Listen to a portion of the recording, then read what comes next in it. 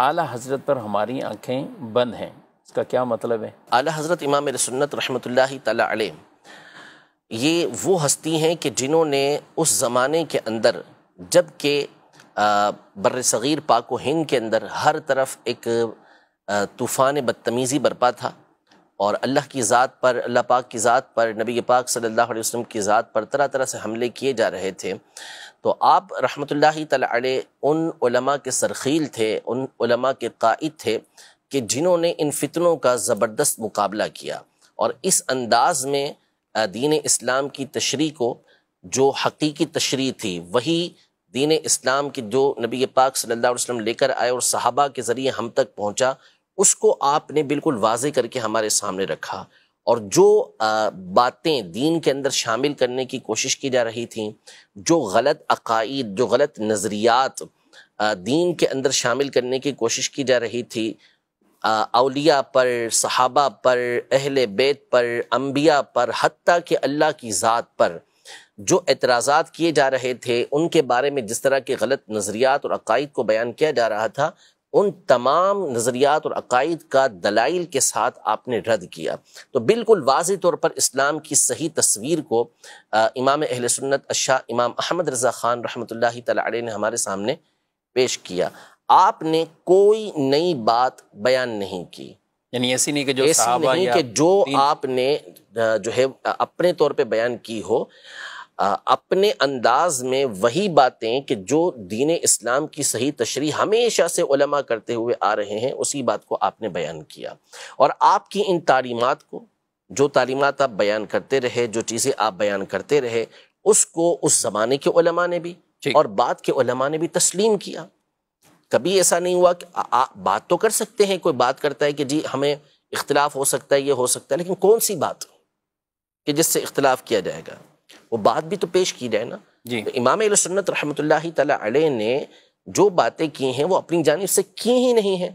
آپ نے چاہے وہ عقائد کی بات میں تو کوئی کلام ہو ہی نہیں سکتا نا، بلکہ اختلافی مسائل جو ہوتے ہیں وہ تو فروعیات کے اندر ہوتے ہیں، فقہی مسائل کے اندر ہوتے ہیں، عقیدہ تو مسلمانوں کا متفق علیہ ہے۔ کون اس بات کے بارے میں گفتگو کر سکتا ہے کہ نبی پاک صلی اللہ تعالی علیہ وسلم کے بعد کوئی دوسرا نبی آ سکتا ہے؟ تو جب اعلیٰ حضرت کے سامنے یہ بات کی گئی اور اس زمانے کے اندر یہ فتنہ برپا کیا گیا کہ نبی پاک صلی اللہ علیہ وسلم کے بعد کوئی دوسرا نبی آ جائے تو نبی نبوت کے اوپر کوئی فرق نہیں پڑے گا، ختم نبوت پہ کوئی فرق نہیں پڑے گا، آ جاتا ہے، یعنی امکان کی بات کی گئی، تو امام اہل سنت رحمۃ اللہ تعالی علیہ نے اور دوسرے علماء نے دلائل کے دریا بہا دیے، تو اس سے کوئی انکار کر سکتا ہے؟ ہرگز نہیں کر سکتا۔ جو ختم نبوت کے حوالے سے یہ گفتگو بھی کرے کہ نبی پاک صلی اللہ علیہ وسلم کے بعد کسی دوسرے نبی کا آنا ممکن ہے، تو پھر اس صورت میں ظاہر ہے کہ مسلمان متفق ہو کر اس کا رد کریں گے، اس کو کفر قرار دیں گے، تو اس میں کیا اختلاف ہو سکتا ہے؟ یعنی یہاں امکان بھی نہیں ہے، امکان بھی نہیں۔ اسی طرح اللہ پاک کے لیے جھوٹ کو ماننا، اللہ پاک کی طرف جھوٹ کی نسبت کرنا، تو اب اگر کسی بھی مسلمان کے سامنے یہ بات کی جائے گی تو اس کا رد ہی کرے گا نا، اس کا جواب ہی دے گا، تو اس میں کس کا اختلاف ہو سکتا ہے؟ اسی طرح نعوذ باللہ کوئی شیطان اور ملک الموت کے علم کو نبی پاک صلی اللہ علیہ وسلم کے علم سے بڑھ کر بتائے، تو کون سا مسلمان اور خاص طور پہ کون سا عالم ہوگا جو اس کو کفر قرار نہیں دے گا؟ اس کو کفر ہی قرار دے گا۔ اسی طرح کوئی نبی پاک صلی اللہ علیہ وسلم کے علم غیب کے حوالے سے توہین والی بات کرے اور آپ کے علم کو طرح طرح کی غلط تشبیہات دے، تو پھر اس کے کفر ہونے میں کیا کون کلام کرے گا؟ کوئی کلام نہیں کرے گا۔ تو آپ رحمت اللہ تعالی علیہ نے جو دین کے اوپر باتیں اس طرح کی آ رہی تھیں، اس کی جامع تشریح کر کے ان چیزوں کا رد کیا۔ اسی کو مسلک اعلیٰ حضرت کہتے ہیں۔ عقائد و نظریات جو صحابہ کرام علیہم رضوان کے زمانے سے چلتے ہوئے آ رہے تھے، اس کے اوپر جو حملے کیے جا رہے تھے، اس کا دفاع امام اہل سنت رحمۃ اللہ تعالی علیہ نے فرمایا، اور اس انداز میں فرمایا، وہ دلائل آپ نے پیش کیے کہ اس کے بعد کوئی کلام ہی نہیں ہو سکتا تھا۔ یعنی یہ باتیں جو ابھی میں نے آپ کے سامنے بیان کی، یہ جس نے بھی کہا اس طرح کی باتوں کو، وہ کیا کھل کے اس طرح کی باتیں اب مسلمانوں کے درمیان کر سکتا ہے؟ ہرگز نہیں کر سکتا۔ کیوں؟ اس لیے نہیں کر سکتا کہ علماء نے، بالخصوص امام اہل سنت رحمۃ اللہ تعالی علیہ نے، اس کا اس انداز میں رد کر دیا کہ اب چھاپنے کی بجائے چھپانا ضروری ہو گیا۔ ٹھیک ہے، ورنہ اگر یہ رد نہ کیا جاتا تو چھپانے کی بجائے چھاپا جاتا۔ تو اب آنکھیں بند کیوں نہیں کی جائیں گی کہ جس نے ہمارے ایمان کی، عقیدے کی اس انداز میں حفاظت فرمائی. تو امام اہل سنت رحمۃ اللہ تعالی علیہ کی جو ذات ہے اعلیٰ حضرت رحمۃ اللہ تعالی علیہ، انہوں نے جس انداز میں دین اسلام کی تشریح، توضیح اور دلائل کے ساتھ جس انداز میں ان چیزوں کو بیان کیا ہے، پڑھنے والا جب بندہ آپ کی کتابوں کو پڑھے گا، آپ کے رسائل کو پڑھے گا، تو منصف ہوگا، انصاف پسند ہوگا، تو کبھی بھی آپ کی جلالت علمی سے انکار نہیں کرے گا، اور جب پڑھ لے گا تو کہے گا کہ ہاں واقعی ان کی ذات پر آنکھیں بند کر دینی چاہیے، مان لینا چاہیے. مصیبت مسئلہ ہمارے یہاں پر یہ ہے، پرابلم ہمارے یہاں پر یہ ہے، دور ہے سوشل میڈیا کا جی، اور انسان ہمیشہ سے شہرت کا طالب رہا ہے، یا تو دولت کا طالب رہا ہے یا شہرت کا طالب رہا ہے، اور یہ حب جاہ حب مال، حب جاہ حب مال یہ ہمارے یہاں پر ہمیشہ رہتا ہے. اور اب ظاہر ہے کہ ذریعہ ہے، بدنام ہو جاؤ تو بھی نام ہو جائے گا، ٹھیک ہے نا، اور کس اچھے طریقے سے کام کر لو تو بھی اگر نام ہو گیا تو ہو گیا، بدنام ہو کر نام جلدی ہو جاتا ہے ہمارے دور کے اندر.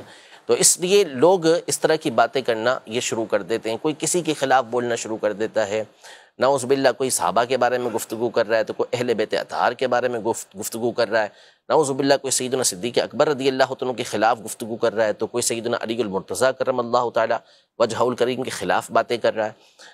تو یہ جو تصورات، یہ خیالات جو ہیں، یہ جاہلوں کے ہیں، جو اجہل قسم کے لوگ ہیں، جنہوں نے کبھی کسی استاد کے سامنے زانو تلمس طے ہی نہیں کیا، کبھی وہ بیٹھے ہی نہیں کسی استاد کے سامنے. باقاعدہ جو سلسلہ چلتا ہوا آتا ہے پڑھنے کا، ہر فن کا، ہر معاملے کا کیا ہوتا ہے کہ باقاعدہ علم حاصل کیا جاتا ہے، اور پھر اس علم کے افراد اس میں گفتگو کرتے ہیں تو اس کی بات کو اتھینٹک مانا جاتا ہے.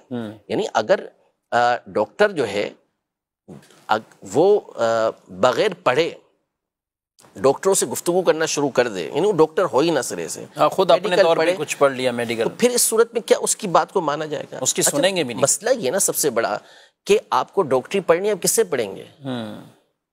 میڈیکل پڑھنا ہے، میڈیکل میں داخلہ لینا ہے آپ کو، تو آپ کس سے کہاں داخلہ لیں گے؟ جو بھی اسی فن کے اگر بالفرض ہمارے دور کی بات کریں ہم، تو ہمارے دور میں چونکہ مدارس کے اندر عمومی طور پہ دینی تعلیم دی جاتی ہے، صحیح، کوئی بھی ڈاکٹری کی تعلیم حاصل کرنے کے لیے کسی جامعہ میں نہیں جائے گا، ہاں مدرسے میں نہیں جائے گا، ٹھیک ہے، وہ کہاں جائے گا؟ میڈیکل کالج کے اندر جائے گا، ٹھیک ہے. کسی کو انجینئرنگ پڑھنی ہے، وہ میڈیکل کالج میں نہیں جائے گا، وہ انجینئرنگ کالج کے اندر ہی جائے گا، وہاں جا کے وہ تعلیم حاصل کرے گا. فزکس پڑھنا ہے، فزکس کے استاد سے پڑھے گا، ٹھیک ہے، وہ اس کو بایولوجی کے استاد سے نہیں پڑھے گا. میتھ پڑھنا ہے، میتھ کے استاد سے پڑھے گا. تو ہر چیز، اگر مثال کے طور پہ آپ کا بیٹا جو ہے وہ کہتا ہے کہ ابو مجھے جو ہے وہ انگلش پڑھنی ہے، تو آپ اسے سب سے بڑے اردو دان کے پاس بھیج دیں کہ بھائی اس سے جا کے انگلش پڑھ لو، بھلے اس کو انگلش نہیں آتی. ظاہر نہیں ہوگا نا، ظاہر سی بات ہے. آپ کو اردو میں بہترین جو ہے وہ ادب سیکھنا، اردو کا ادب، آپ اس کو جو ہے وہ کسی انگریز کے پاس بھیج دیں کہ اس سے جا کے اردو ادب سیکھ لو، تو کیسے ہوگا؟ تو اسی طرح جو دین ہے وہ دین کس سے سیکھا جائے گا؟ صحیح، دین کا علم بھی آپ اسی سے حاصل کریں گے نا کہ جو اس کا ایکسپرٹ ہو، جس نے اس کی تعلیم حاصل کی ہو. اب جس کو الف سے بے دین کی آتی نہیں، جس کو عربی عبارت تک پڑھنا آتی نہیں، وہ کہ میں قرآن و حدیث کو خود سمجھ سکتا ہوں، کتنا بڑا ظلم ہے. یعنی امام اعظم ابو حنیفہ رحمۃ اللہ تعالی علیہ، امام شافعی رحمۃ اللہ تعالی علیہ، امام شافعی نے 10 سال قبیلہ حذیل کے اندر گزارے، جو عرب کا فصیح ترین قبیلہ تھا. کس لیے گزارے؟ تاکہ عربی زبان کے اندر ایسی اعلی خود عربی ہیں، ایسی مہارت حاصل کر لیں کہ قرآن و حدیث کو صحیح طریقے سے سمجھ سکیں، جو اس کے معانی اور مفاہیم اس کو صحیح طریقے سے سمجھ سکیں. پھر اس کے بعد ان کی خدا داد ذہانت اپنی جگہ پر، اور علم دین کے لیے الگ تگ و دو اپنی جگہ پر. اب کوئی شخص آتا ہے جس نے کبھی پڑھا ہی نہیں ہے، آ کے وہ کہتا ہے کہ جس طرح میں نے قرآن کو سمجھا اس طرح تو امام شافعی بھی نہیں سمجھے. کیسے کہیں گے اس بات کو؟ کیسے تسلیم کریں گے آپ کی بات؟ یعنی آپ بڑے بڑے جو فلاسفر ہیں ان کے مقابلے میں آپ ہماری بات کو تسلیم نہیں کریں گے. اگر ہم کوئی حکمت والی بات کہیں تو نہیں، اس کی بات معتبر ہے زیادہ. وائی؟ کیوں؟ اس لیے کہ وہ اس کا فن ہے، آپ اس کی بات کو تسلیم کر رہے ہیں، ہماری بات کو تسلیم نہیں کریں گے. کیوں؟ اس لیے کہ آپ کا یہ کام نہیں ہے. میں میڈیکل کی کوئی بات آپ کو بتا دوں، میں ڈاکٹری کی کوئی بات آپ کو بتا دوں، انجینئرنگ کی کوئی بات آپ کو بتا دوں، جو میں نے اس کتاب سے پڑھ لی، اس کتاب سے پڑھ لی، تو میری بات تسلیم نہیں ہے. اس کی بات کیوں تسلیم ہے؟ اگر میں نے ابتدائی تعلیم حاصل کر لی چلے اس کی میڈیکل کی، تو بھی میری بات ویسی معتبر نہیں جیسے کہ 50 سال پرانے ڈاکٹر کی بات معتبر ہے. بالکل. کیوں؟ اس لیے کہ اس کا تجربہ ہو چکا، وہ مجھ سے زیادہ پڑھ چکا. لیکن جہاں دین کی بات آتی ہے تو ہماری آنکھیں پتہ نہیں بند ہونے کی بجائے اور زیادہ عجیب سی ہو جاتی ہیں. تو اس لیے جو اسلاف ہیں، بزرگان دین ہیں، یہ ایک پورا ٹاپک ہے. اگر میں اس پر گفتگو کرنا چاہوں کہ متقدمین اور متاخرین کے علم کے درمیان کیسا فرق ہے، تو اس پر علماء کی 50 نصوص موجود ہیں کہ متقدمین یعنی پرانے علماء کے جو علمی رسوخ ہوتا تھا، ان کی مضبوطی ہوتی تھی، وہ اس قدر زیادہ ہے کہ امام ذہبی رحمۃ اللہ تعالی علیہ جیسی ہستی نے فرمایا کہ جب آپ نے ابو بکر الاسماعیلی رحمۃ اللہ تعالی کی ایک کتاب کا مطالعہ کیا، مسند فاروق کا، تو آپ نے فرمایا میں نے جان لیا کہ متاخرین متقدمین کے حفظ کے برابر پہنچ ہی نہیں سکتے. ایسے کئی نصوص علماء کی موجود ہیں. تو اس لیے ہمیشہ اپنے بزرگوں کا دامن تھام کے رکھیں، اسلاف کا دامن تھام کے رکھیں. ہمیں کہا گیا اہدنا الصراط المستقیم، ہمیں سیدھے راستے پر چلا. صراط الذین انعمت علیہم، راستہ ان کا جس پر تو نے انعام کیا، اور وہ انبیاء، شہداء، صدیقین، صالحین، نیک لوگ ہیں، پارسا لوگ ہیں. ہمیشہ اس کے راستے کو اختیار کریں. فرمایا وَمَن يَتَّبِعْ غَيْرَ سَبِيلِ الْمُؤْمِنِينَ نُوَلِّهِ مَا تَوَلَّى وَنُصْلِهِ جَهَنَّمَ، کہ جو مسلمانوں کے راستے کے علاوہ کوئی اور راستہ اختیار کرے گا، ہم اس کو اسی طرف پھیر دیں گے اور اس کو جہنم کے اندر داخل کر دیں گے. تو مسلمانوں کا راستہ کون سا ہے؟ وہ یہی راستہ ہے کہ جس کے اوپر اہل سنت چل رہے ہیں، جس پر ائمہ اربعہ کے مقلدین چل رہے ہیں. وہ راستہ نہیں ہے کہ جس پر جہلا چل رہے ہوں، وہ راستہ نہیں ہے کہ جس کے اندر بزرگوں کی توہین ہو رہی ہو، وہ راستہ نہیں ہے کہ جس میں صحابہ و اہل بیت کو جو ہے وہ 2 ٹکے کا نعوذ باللہ قرار دیا جا رہا ہو، جس میں جو ہے وہ نبی پاک صلی اللہ تعالیٰ علیہ وآلہ وسلم کی ذات کے حوالے سے گفتگو کی جا رہی ہو. یہ کون سا راستہ ہے؟ یہ بزرگوں کا راستہ کب سے بن گیا؟ ہرگز ایسا نہیں ہے. تو ہمیشہ اسلاف کے بزرگوں کے دامن کو مضبوطی کے ساتھ تھام کے رکھیں.